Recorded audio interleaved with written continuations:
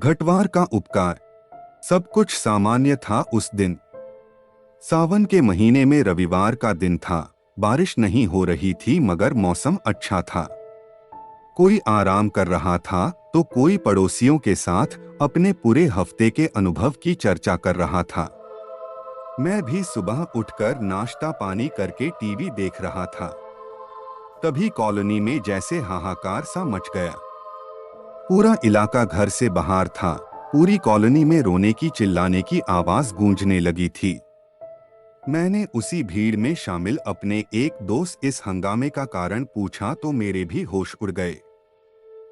हुआ ये था कि हमारे करीब कुछ दूर पर एक परिवार रहा करता था। परिवार के मुखिया उपाध्याय जी अच्छे आचरण वाले और समृद्ध व्यक्ति थे। उनके 4 बेटे थे। रविवार का समय पाकर उपाध्याय जी के 3 बेटे गंगा किनारे अपने 2 दोस्तों के साथ उस सुहाने दिन के मजे लेने गए थे। जाने वहां क्या हुआ, क्या घटना घटी, ये किसी को नहीं पता था, मगर उन 5 में से 4 वही डूब गए और सिर्फ एक जो कि नदी में उतरा ही नहीं था डरा हुआ वापस आया और उनके घर वालों के घटना की जानकारी दी। जो कुछ भी उसने बताया उस पर विश्वास करना मुश्किल था। हाँ, वहां जो कुछ भी हुआ था उस लड़के के मुताबिक वो चारों डूब चुके थे। पुलिस बुलाई गई, रिपोर्ट हुई और फिर छानबीन शुरू हुई। उपाध्याय जी काफी पहुंच वाले आदमी थे, इसलिए पुलिस बिना नतीजे के शांत नहीं बैठ सकती थी। पूरे दिन पुलिस ने छानबीन जारी रखी। जिस घाट के पास वो लोग नहाने गए थे उस घाट से 2 किलोमीटर दूर तक पुलिस के गोताखोरों ने लाशों को तलाश किया, परंतु उनके हाथ कुछ भी नहीं लगा। पुलिस की नींद उड़ गई और उधर उपाध्याय परिवार में शोक के साथ एक उम्मीद भी आ गई कि शायद कुछ अनर्थ न हुआ हो। सब एक आशा के साथ उन लोगों के लौट आने की उम्मीद में कुछ न कुछ प्रयास में लगे हुए थे। पुलिस ने उनके बचे हुए दोस्त को ही हिरासत में लेकर पूछताछ करना शुरू किया, लेकिन पुलिस को उस लड़के ने जो बताया वो सैकड़ों लोगों के सामने कल ही बयां कर चुका था। उसने बताया था कि वो 5 कल सुहाना मौसम देखकर गंगा के घाट पर गए थे। वहां उन लोगों ने बैठकर पहले काफी बातें की और फिर उसके बाद घाट से गंगा के किनारे किनारे दूसरी तरफ चल दिए। वहां पर काफी शांति थी, इसलिए 5 ने वही डेरा जमा लिया। फिर उनमें से 4 ने तय किया कि इसे कुछ मजा नहीं आ रहा, थोड़ी बियर या शराब होती तो ज्यादा मजा आता। फिर उनमें से एक ने जाकर 2 बोतल और कुछ गिलास का इंतजाम कर लिया, लेकिन वो पीता नहीं था, इसलिए उसने उन 4 का साथ देने से मन कर दिया। वो शराब पी रहे थे और अपने अपने हफ्ते भर की बातों को कर रहे थे। जैसे जैसे उनकी शराब खत्म हो रही थी वहां का माहौल शांत और शांत होता जा रहा था। कुछ देर में वहां पानी के सिवा पेड़ पालों में भी हलचल होना बंद हो गई। उसने सोचा शायद आंधी तूफान आने वाला है। उसने उन 4 से वापस चलने को कहा, मगर वो 4 मिलकर 4 बोतल गटक चुके थे। उन्होंने सोचा अगर इसी हालत में घर गए तो बहुत जूते पड़ेंगे, इसलिए सोचा कि थोड़ा सा पानी में नहा लिया जाए ताकि नशा कम हो जाए और फिर अपने अपने घर चलेंगे। फिर वो सभी नहाने के लिए वहां बनी सीढ़ियों से उतरकर नहाने के लिए नदी में उतर गए। न जाने फिर क्या कैसे हुआ, एक एक करके 4 उसी में अंदर चलते चले गए और फिर ऊपर नहीं आए। उस लड़के का इतना बयान लेकर पुलिस ने उसे जाने दिया और फिर से उस जगह और वहां आसपास फिर से छानबीन की। अभी भी उनके हाथ कुछ नहीं लगा।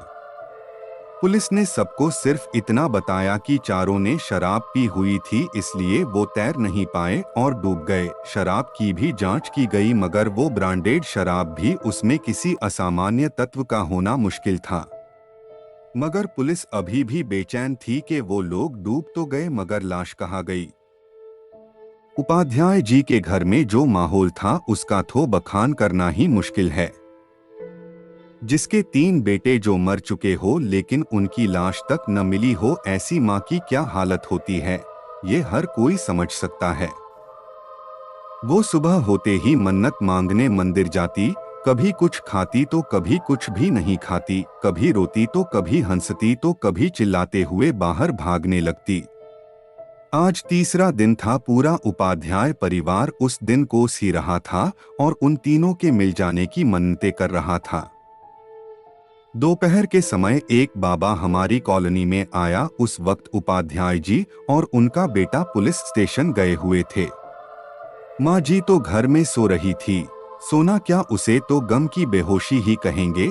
एक दो रिश्तेदार भी घर में थे। घटना बहुत प्रचलित हो चुकी थी, तो साधु ने पूरी घटना का बखान उनके आगे किया और फिर माताजी से कहा कि आपके तीनों बेटे मिल जाएंगे, मगर इसकी कीमत लगेगी, क्योंकि वहाँ जो भी चीज है वो बहुत लालची है। उसने ही तुम्हारे बेटों और उसके दोस्त अपने पास रखा हुआ है, मगर उनकी जान छुपा ली है। उसे धन चाहिए, फिर वो उनकी जान वापस उनके शरीर में डालकर लौटा देगा। कैसी कीमत बाबाजी? मैं हर कीमत देने को तैयार हूँ, मगर मुझे मेरे बेटे चाहिए, माताजी ने उस बाबा से पूछा। ये सारी बातें उन दोनों के बीच अकेले में चल रही थी, क्योंकि बाबा ने ही कहा था कि वो ये बातें सिर्फ माताजी से करेगा। वो बहुत लालची आत्मा है, इसलिए तुम्हारे पास जितना धन है, सोना चांदी लेकर वही गंगा के रेतीले घाट पर आ जाना, मगर आधी रात को अकेले आना, के तुम्हारे घर में भी किसी को पता न चले। हम उस आत्मा को उतने धन में ही मनाने की कोशिश करेंगे और फिर तुम्हारे बेटे तुम्हें वापस मिल जाएंगे। अगर तुमने ये बात किसी को घर में बताई तो वो हमारी क्रिया में बाधा डाल देगा और फिर तुम अपने बेटों से हाथ धो बैठोगी। समझ आया? बाबा ने माताजी से कहा। जी मैं बिल्कुल समझ गई, आंखों में चमक लिए माताजी ने उस साधु से कहा। उन्हें अब उम्मीद की किरण नजर आ रही थी। बहुत मुश्किलों इंतजार से उन्होंने उस दिन को काटा और रात को होने वाले चमत्कार की आस में भूखी प्यासी रात का इंतजार करती रहीं। जब रात हुई तो उन्होंने जल्दी खाना खाकर सोने का नाटक किया। जब उपाध्याय जी भी गहरी नींद में सो गए तो करीब 1:45 वो उठी और पहले से तैयार की हुई अपने गहनों और रुपयों की पोटली को उठाकर चुपचाप घर से बाहर निकल गई और पहुंच गई उसी स्थान पर जहां उस बाबा ने बताया था। बेटों को पाने की खुशी में इतनी रात में भी उन्हें कोई डर नहीं लगा और सीधा वहीं पहुंच गई। वहां वो बाबा थोड़ी सी आग जलाकर और कुछ सिंदूर, नींबू, सुइया, काला कपड़ा, थोड़े से चावल और अंडे लेकर बैठा कुछ पूजा पाठ जैसा कर रहा था। मैं ले आई हूँ बाबा सारा धन, कृपया जल्दी से मुझे मेरे बेटों से मिलवा दो, माताजी ने उस बाबा से कहा। ठीक है माता, वो सारा धन लेकर आप वहां बैठ जाओ, उसने माताजी को एक तरफ बैठने को कहा। फिर उसने सिंदूर से माताजी के चारों तरफ एक गोल वृत्त बनाकर धन काले कपड़े में रखने को कहा। उन्होंने वैसा ही किया। फिर उसने कहा कि माता मैं ये नींबू काटूंगा, अगर इसमें से खून निकला तो मतलब आपके बेटे जिंदा बचाए जा सकते हैं। फिर उसने एक एक करके 4 नींबू काटे, चारों में से खून निकला। माताजी सब कुछ शांत बैठी देख रही थीं। माताजी आपके चारों बेटों की जान सुरक्षित है, अब ये धन आप इस वृत्त से बाहर रख दीजिए और मन ही मन ये कहिए कि यहाँ जो भी शक्ति वास करती हो, मेरे बेटे मुझे दे दो।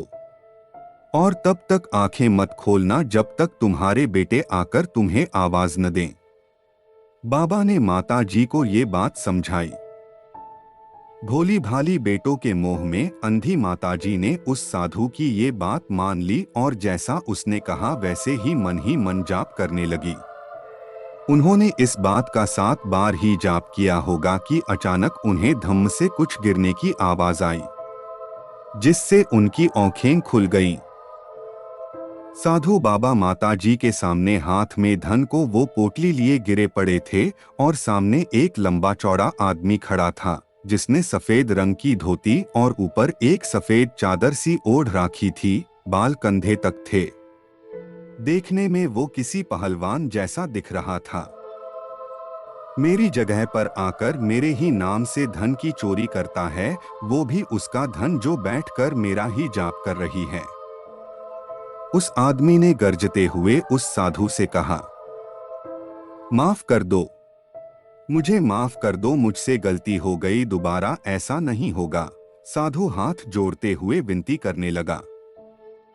नहीं, तू यही भीख मांगेगा और मेरी हद में रोज सफाई करेगा। उस आदमी ने उस साधु को डांटते हुए कहा, हाँ करूंगा, सब करूंगा, मुझे माफ कर दो, मुझे कोई धन नहीं चाहिए, मुझे माफ कर दो माता, मुझे माफ कर दो।